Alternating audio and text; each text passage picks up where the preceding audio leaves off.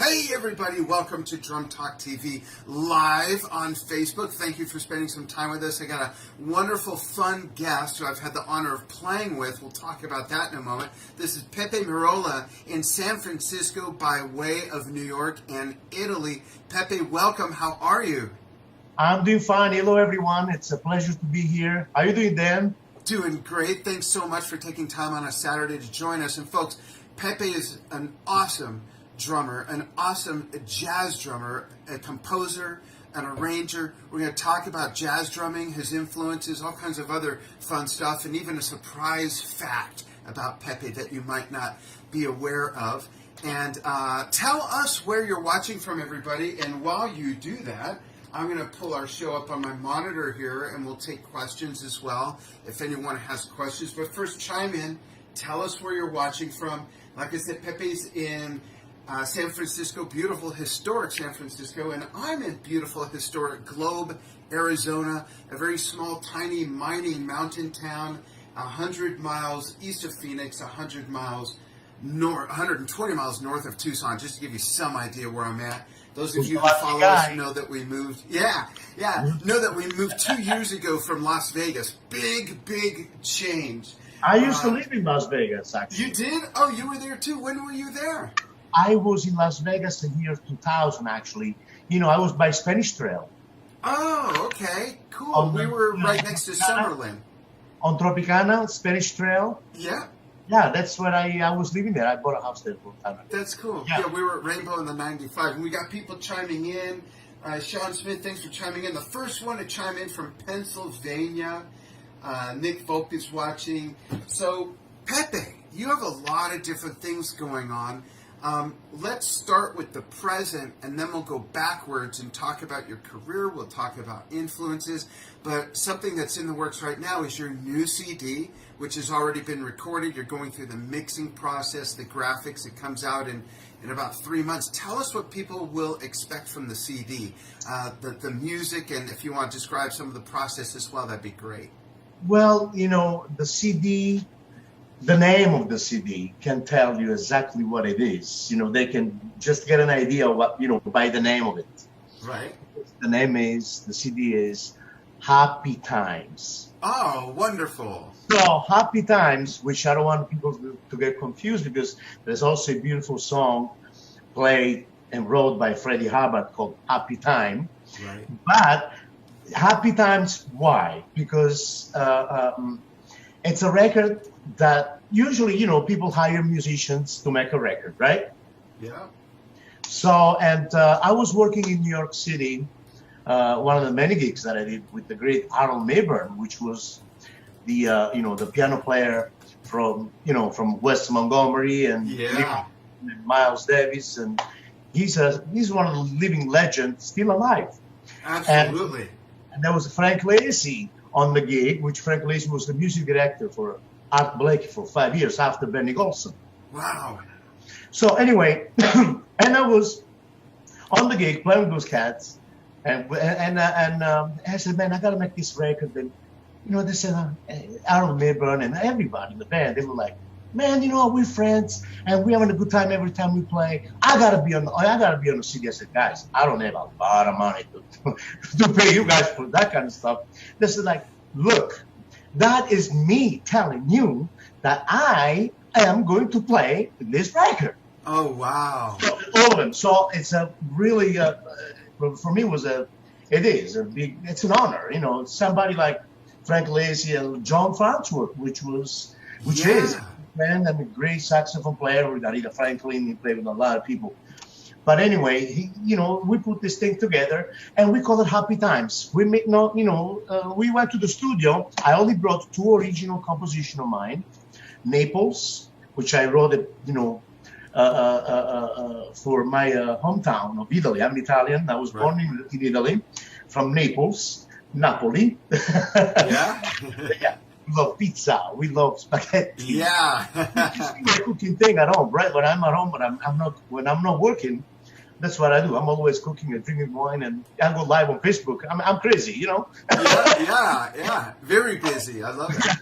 So, but anyway, I made this record, and it was It was not planned, actually. It was not planned out. We just went to the studio, and they said, this is a great vibe. We play together. We're friends. We gotta do it. Just get the studio. We play, and that's what happened.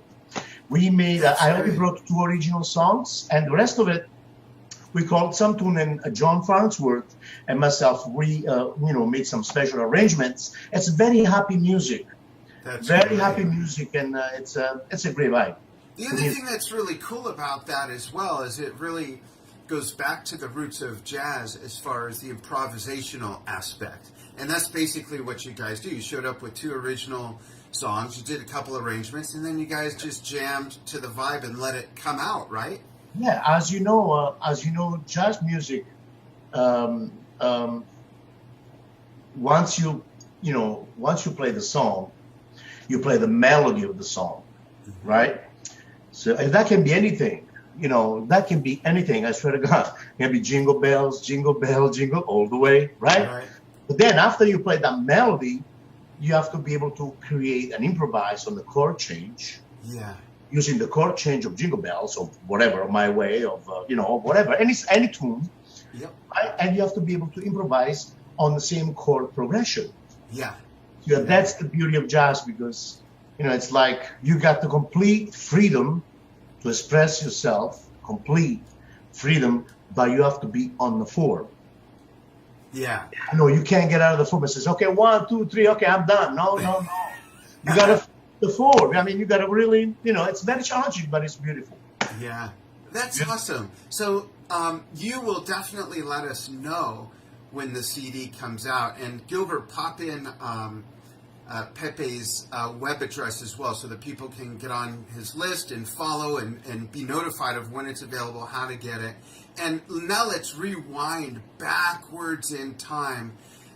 What got you interested in playing the drums? And I know you're a well-rounded musician. You play other instruments. And here's the surprise fact about Pepe is that he's known as the voice of Italy. He's a very popular singer as well, and he has sung on movie soundtracks, a movie that won the Italian Oscar at a film festival. I mean, very accomplished musician. Venice Movie Festival, yeah. Yeah. But what got you interested in the drums? Why the drums, and who were some of your first influences? Okay. When I started playing the drums, really, first of all, my mother, my parents, my mother, my father, Gino Morelli and Tina Barone, they are both singers. They sing classical Neapolitan songs, and they were touring all over Italy, Europe, and South America, and they came to New York, many times in Canada. Mm-hmm. They toured all over the place to sing classical Neapolitan songs. Now, what it got me really started is that I was born in a house of musicians, surrounded by musicians. Ah. And I was always, as you know, right next to the drummer of the band, my father's band, my mother's band. So I was like always watching the drummer, but I learned the old repertoire. One day, I asked my father, says, I want to be a drummer. And my father was like, forget it. You're not going to be making no money. You don't want to be a drummer. So, but as you know, we follow, you got to follow your heart, right? Yeah. Yeah, absolutely. So, and it was tough for me to tell him that he was right, to admit that he was right. I said, no, I don't believe that. I love playing the drums. I'm going to be a drummer. He thought I was fooling around, just joking because I was a little kid, But then he realized that I was very serious about it, because one day we were on tour. They were on tour. I was with them. I was 6 years old. And the drummer of the band, he got stranded in Sicily. Oh. Yes, and the whole band with my mother, they were in the theater in Torino, up in north. So the drummer got stranded. He lost the plane. The bass player of the band says, Gino, don't worry about it. My father was very upset. He was like, man, I can't believe this. He was like, don't worry. Pepe knows the whole repertoire. And my father says, look, this is something serious. I got, the house is packed. He was like, well, he's going to be in the pet. In the theater, we have the pet, So nobody can see him. Don't worry about it. Everything is fine. Pepe knows the repertoire. He can do it. My father says, look, if he start making the mistakes, stop him. We'll go home without a drummer. Which is crazy, by the way. Yes. Guess what? Since that day, the drummer never came back. Wow. So as a young boy, you were playing with your mother's band. 6 years old, I was playing the shows, singing, playing Wow. the classical, folk, Neapolitan, and Italian songs in a band, like 15-piece band. Plus, the hard part was when you had to play with the comedian, and you have to, because the comedian, when the times for the comedian, they start moving and they start doing certain, body languages that you got to play the hit. Yeah.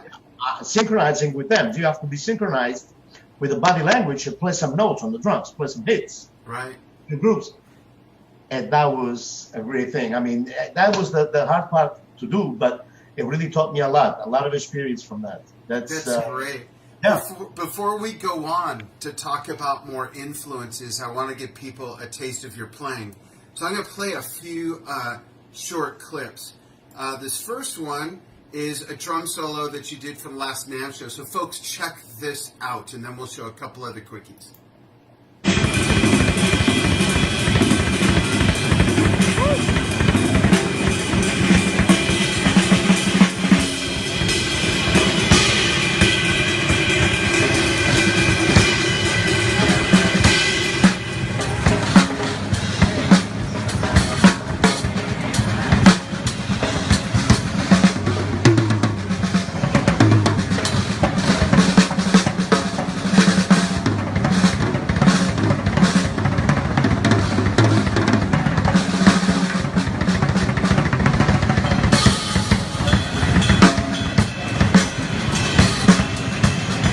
That's so cool. And folks, I apologize. The whole video doesn't fit in the window. We're making new players to accommodate that. But check out this one as well. This is a cool triplet warm-up. Check this out.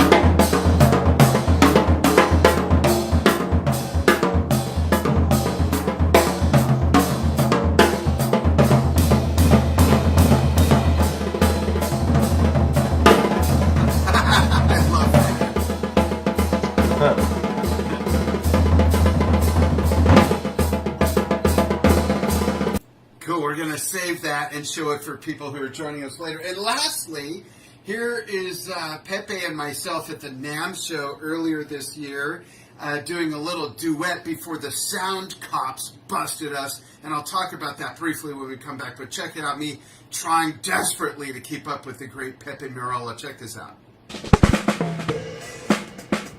At the Rotodrum booth.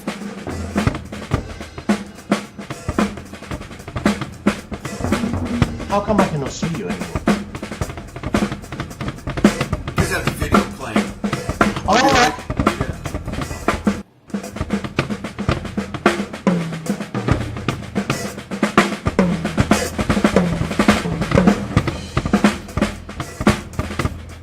That day was a fun day. I had fun. Yeah.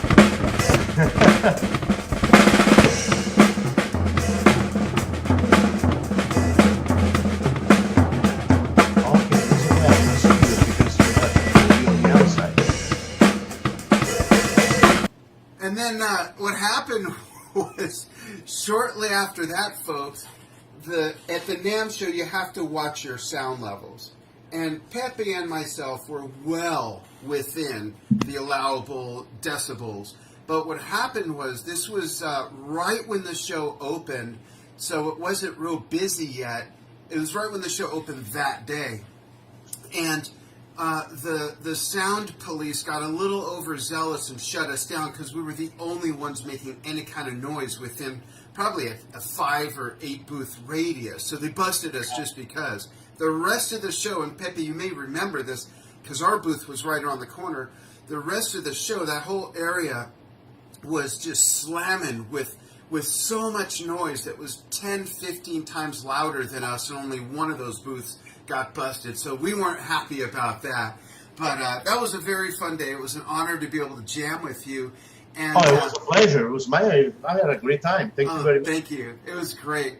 So moving on with influences again, who did you then gravitate to start listening to and emulating from as you got older, as a teenager and so on?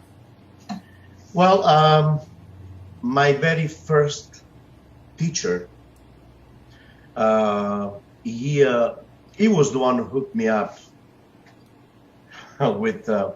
One day he showed up at the house, and he said, "I have something for you." And I said, "What is it?" And he was like, "Here, check this out. That's what you want to listen to. This is one of the greatest drummer in the world." And we're like, "Wow!" So, and the first CD was my CD? No, was a 33. This record was one of a Buddy Rich record. Which one was it? Oh, do you remember the name of it? No, I can't remember the name. Oh. I was too little. I was too young. Yeah. But he played some of the. It was, have you ever heard that version of Buddy Rich, "Love for Sale"? Oh yeah, yeah. And at a certain point, one of the fields that he plays, before the last day. For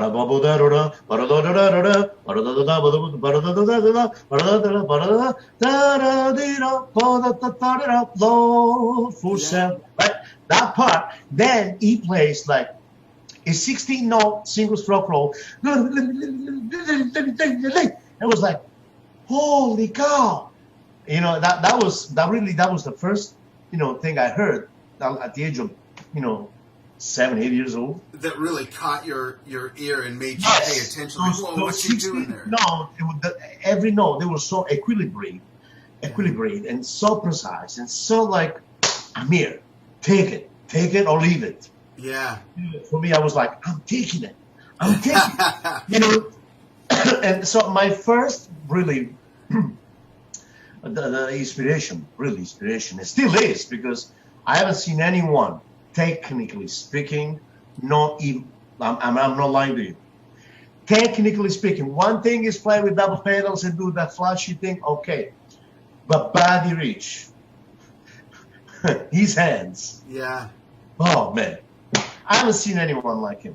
No one. Nothing like it. And I'm not the only one who says that. I mean, there is so many, yeah, drummers that they know what's happening. Yeah. I mean, Buddy, still technically speaking, no one can touch him. He was my thing. Then after that, my teacher says, "Okay, here it is now." So Buddy Rich, and then here, check this out, and then I hear like a complete the opposite. Like instead of the opposite, instead of a single stroke roll like Buddy, all nice and precise, then I hear press roll. Boom, and that was Art Blakey. Oh yeah. So to me it was like, wow. And I thought, my first impression when I heard that's because I was very young and immature. My first impression was, this guy, man, it's I don't know, it's kind of weird the way he plays. It's kind of like, my first impression was like he wasn't that good. Yeah, it's so different from Buddy. And if your context was hearing Buddy first as a young player, it's so worlds apart. Now I know.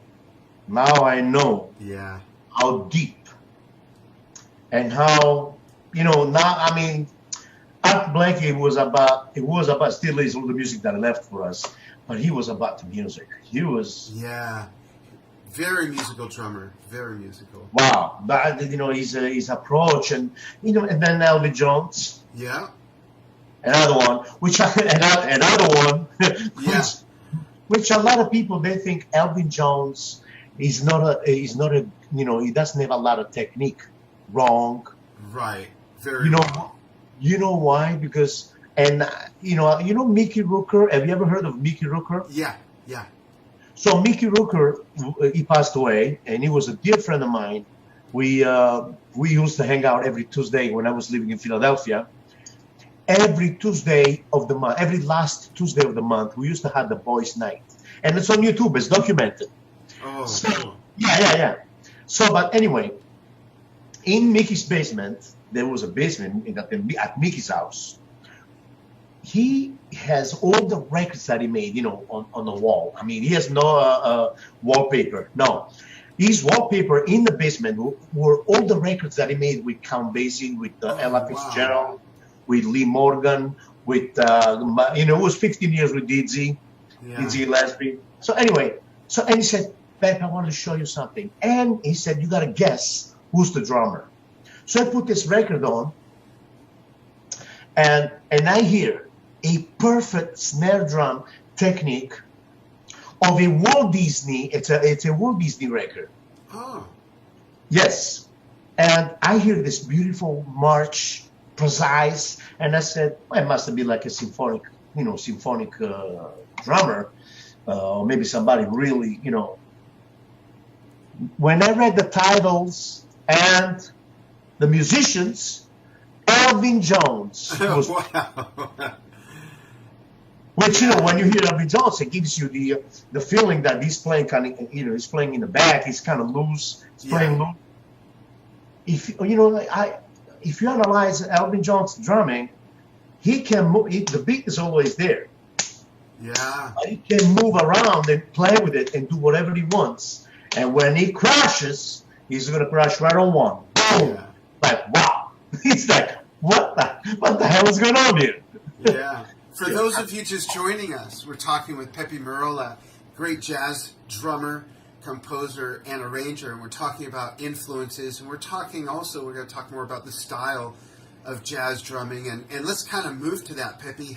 Isn't it interesting, like, you talked about some influencers from really the golden years of jazz, and there's so many others as well. But since those days, jazz has really evolved. And what's wonderful is that old original style of jazz is still very viable, very popular. No, definitely. Yet now there's also different. It's a whole spectrum of music. If you look at what Billy Cobham has done with fusion and other drummers, with different jazz styles and things like that.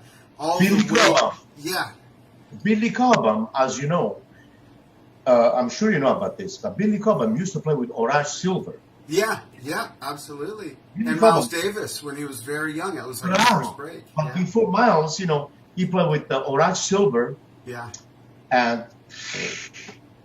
But Billy Cobham, I love him. This might surprise you, but I got close attached. I mean, I really got into jazz in the last 20 years, but I started as a pop and fusion drummer. Oh. Yes. In fact, this is the record, Happy Times. This is going to be like a bebop thing, with some arrangements and everything else. But my next album is going to be a fusion thing, jazz fusion music. Yeah, that's great. Between Latin jazz and funk, Right. That's But cool. I come from that. And there's a lot of drummers like Dennis, which I love. Right. Chambers and Wacko, Vinny Colaiuta, Alex Acuna, Peter Eskin. I don't have to mention all those guys. I love them. Yeah. I just love them. I really love them. Those guys are really great in what they do. Also, like modern jazz drummers, for example, the modern ones, Jeff Tain Watts. He's another one that I love.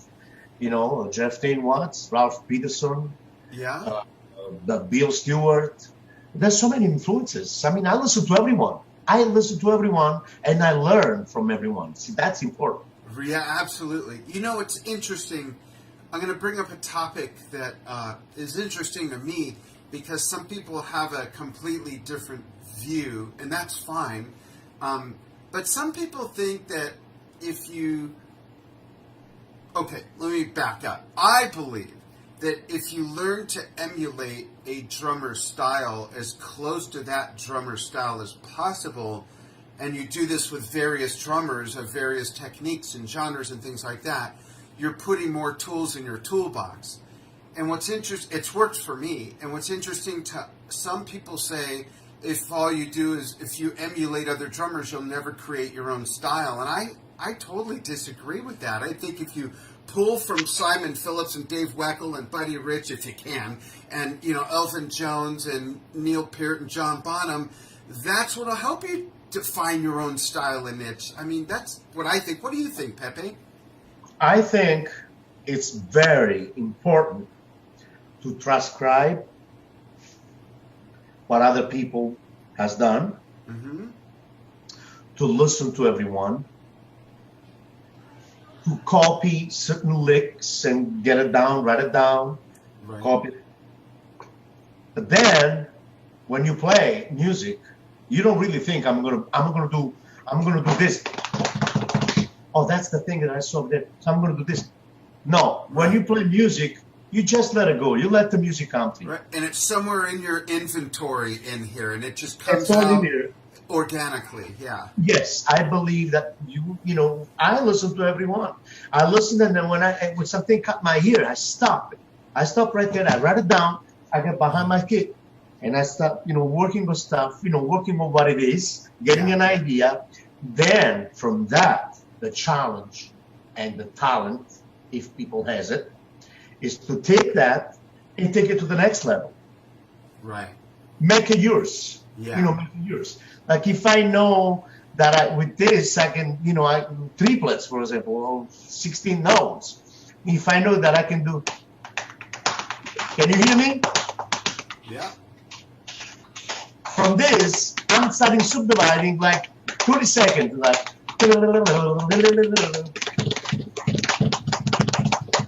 See?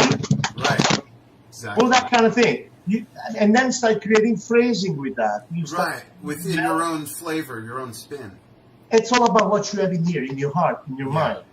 There's many people that they transcribe, they write it down, everything. They play exactly the same, which on that, I don't agree.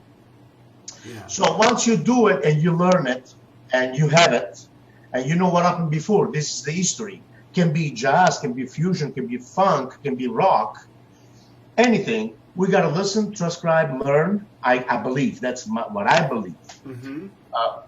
Transcribe. But then the history has to move on. Right. It makes no sense be a parrot, and not evolve. No, and like if you go to the class, English class, and you start copying your peers, your classmate essay. Yeah.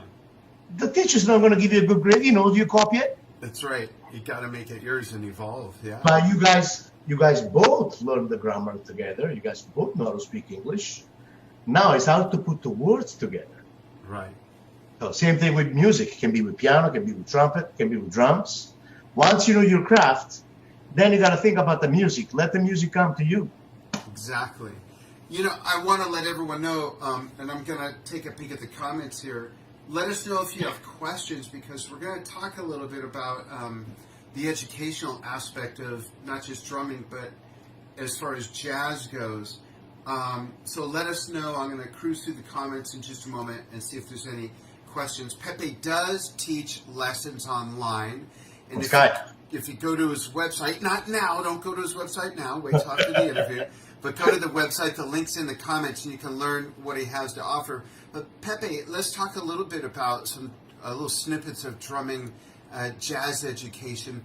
Do you have a favorite warm-up that you like drummers to learn who want to play jazz, to that helps them not only get in the jazz mindset, but is good for their muscle memory and their technique and their sticking technique, that just sort of puts them there? Are there certain warm-ups? Well, I believe, first of all, it's not really like a jazz warm-up. It's like a warm-up as a drummer. Drummer is a drummer. You got to play any style, any music. You have only one warm-up, and then you can play jazz or funk or rock or highway or freeway or take the one-on-one. Right. So I do use a couple of exercises, which I like very much, which is, I'm going to show you, watch, very quickly. Sure. Sometimes the drums sound great on this thing, and sometimes it sounds like they're underwater. I got a little pad, see? Oh, okay, perfect. Yes, I got a little pad. Cool. So, in this case, Can you tilt your camera down just slightly more so they can see what you're going to do Let's on see the if you pad? can see this. Great, thank you. Awesome. Perfect. Can you see it? Yeah. Oh, there you go. So, 8 stroke per hands.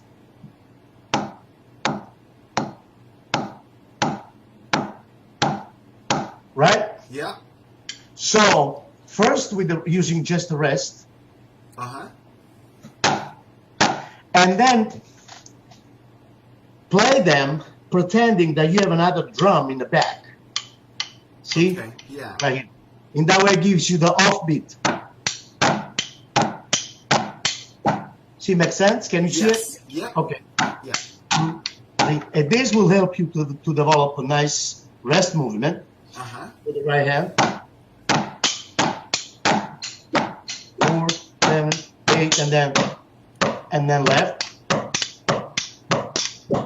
Right? Yeah. I'm just over exaggerating to show you.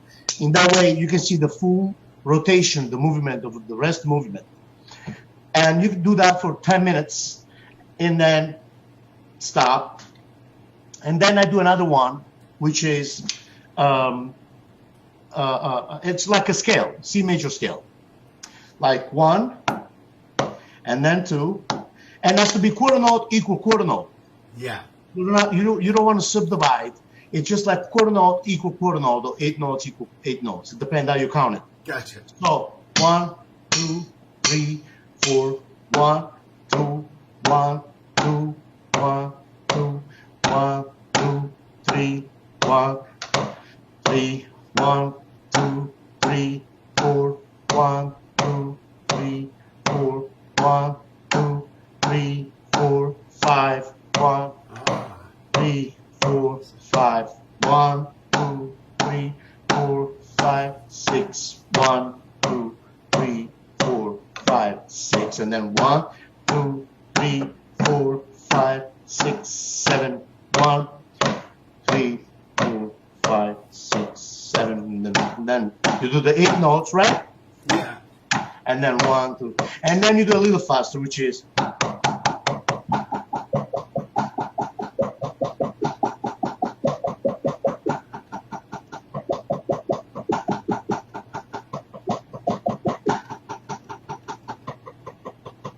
And then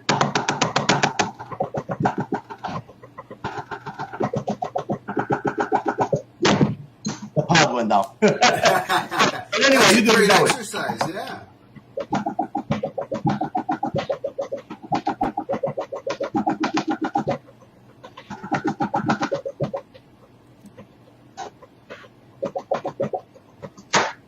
That's cool. Yeah.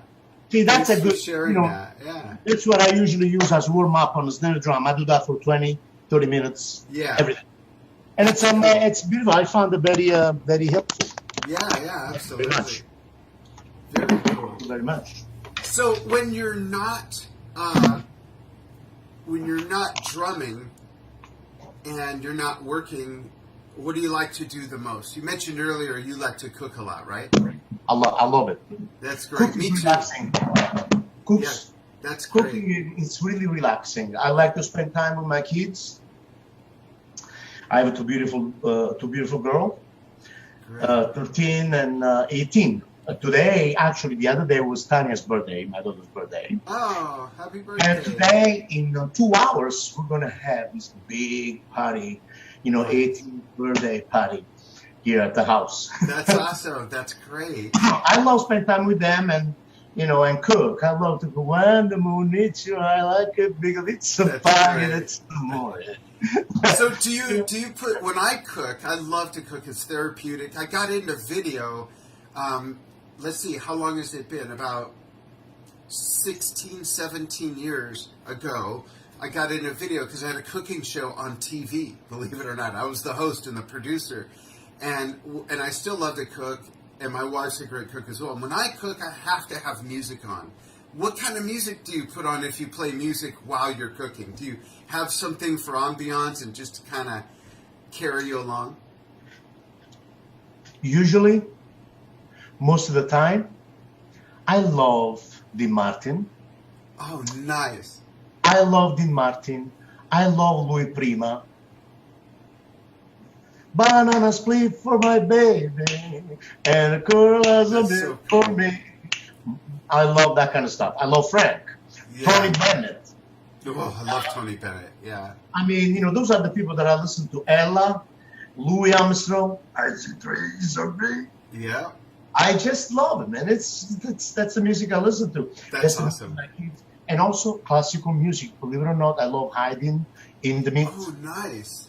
I love that, but not when I'm cooking. When I'm cooking, I open up a bottle of wine, Chardonnay, Yeah. and I want to, I want to be like with slippers on and shorts, and start Yeah. saute the mussel and clams and lobster tails, and that's me. So I got to eat That's like, great. I got to eat the Rat Pack. The Rat Yeah. Pack. That's awesome. That's such beautiful music too. Timeless music. That's awesome. Let me see if we've got some questions. I think I saw one here from.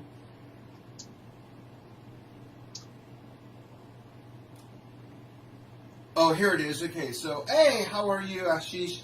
So this is. Let me see if I can pronounce your first name correctly. Let's see if I get this. This is Raj Karnikar, right? Raj Karnikar. I think that's how you pronounce it. Last name Hashish. So he's asking, what would you suggest to practice jazz for beginners?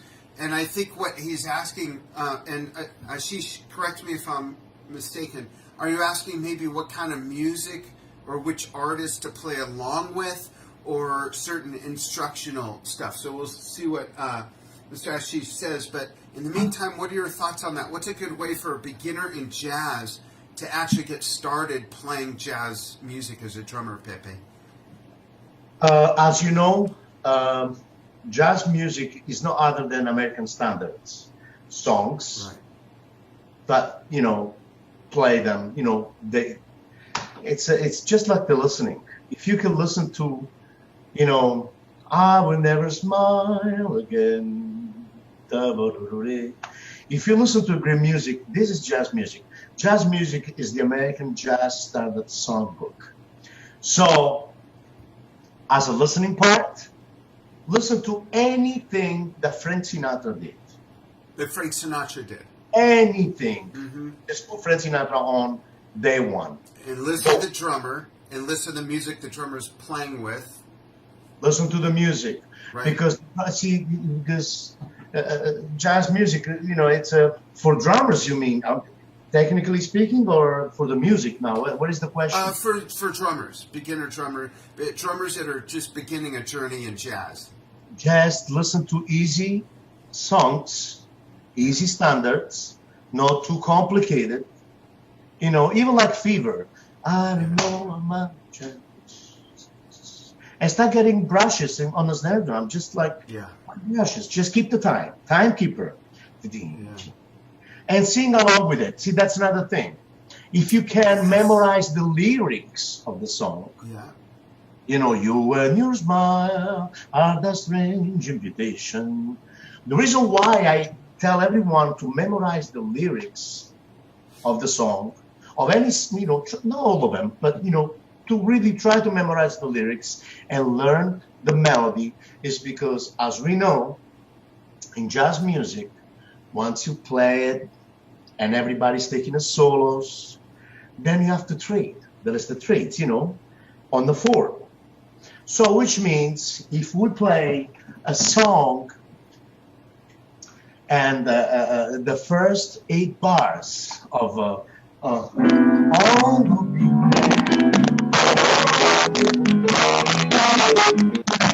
so what happened is, the melody, you play it, and when they leave you alone, like you taking a chorus, you don't have to worry about losing the fourth, because you're singing the song.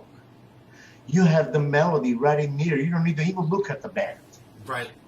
You just say 2 choruses, which means choruses for people who doesn't know.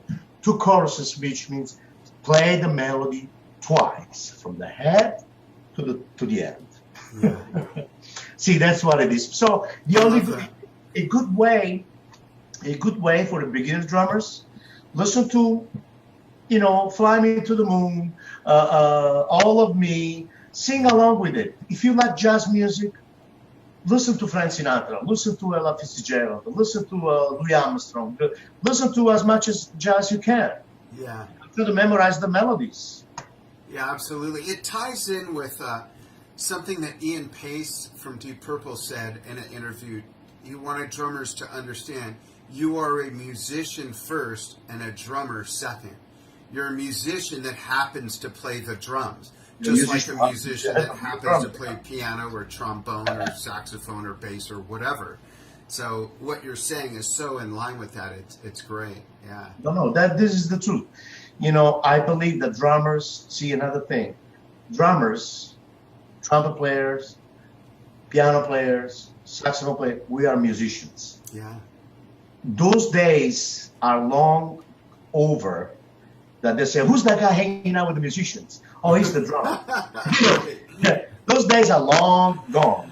Yeah. And I believe that, you know, I always suggest and tell my students or my friends or people who want to approach, you know, start playing the drums.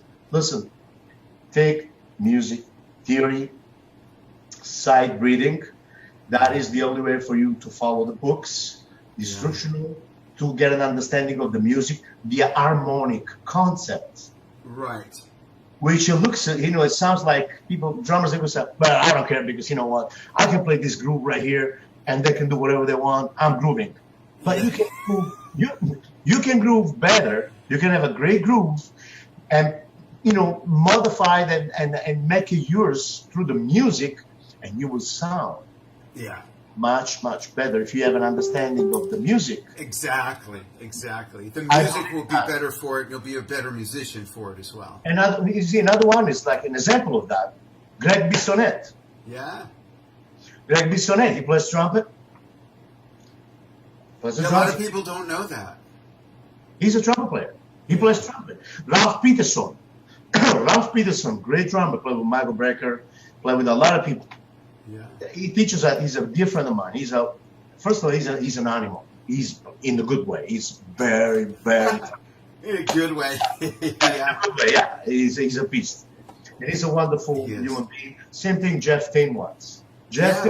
Watch out for those guys. Those guys are really deep. Yeah. But see, Ralph Peterson, he also played trumpet. I mean, he can really play trumpet. It sounds like Dizzy. He got the Dizzy thing going on. Yeah. I love that there's so many drummers that play other instruments and they're really good at those other instruments, but they chose to stick with drums. I love that. Yes, because, you know, I think it's the most fun instrument to play.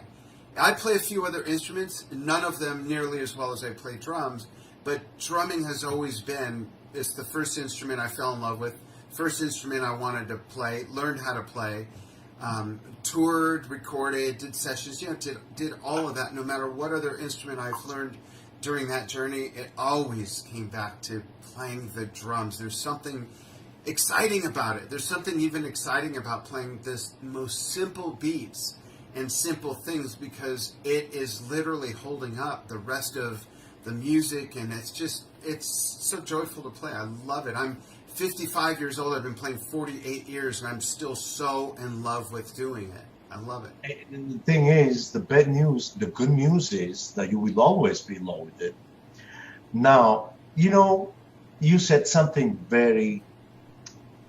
for me, it's like very important what you said right now, because a lot of people, and it happens to me here many times, some people, you know, they come for a drum lesson, or they ask me for a drum lesson, they show up, and then I see these little kids like 9 years old, 10 years old, and I feel like, first of all, I love teaching that age for the simple reason, because there's so much creativity in them, and so much, really, sometimes I learn from them. Yeah. Like, I know technically they cannot do it, but they got the idea. Yeah. So, and I feel like, man, I like the idea. I take it because I can make it, you know, I can make it mine because I know the technique. So I take it. I get inspired from, you know, from everyone, like I said. But, you know, sometimes I feel I had to tell people not to come to me anymore, because I asked them, I was like, who told you to learn how to take drum lessons? who told you that? And he was like, my mom. Okay. And what do you like to do? I don't know. And I says, look, what instrument do you like? I don't know. And I feel like, look, I never tell my kid or someone, I want you to play violin. I want you to play piano. This is, so please, parents, if you're listening, let them choose the instrument. Yeah. This is another thing. Yeah. There's another thing why a lot of people, they do not pursue. They might be talented in drums or maybe be talented in trumpet, but because you told them to study violin, they might give up one day and become something else. Yeah. You know, never approach another instrument. Never approach they another didn't have instrument. a good experience. Please, music is not something that we can decide to do because somebody else asks us or tell us to do it. Right. Music is something like Dan. You have a choice. You have a piano there. You have a keyboard. But you fall in love with the drums because you love that. Yeah. I really still feel. It's funny. I'm not recording anymore. I don't play in a band. I'm not touring. I'm not producing anymore. I'm not doing sessions. I'm not writing, composing. I'm not doing any of the things I did for years and years and years. But I'm having more fun now as a drummer than I've ever had in my life.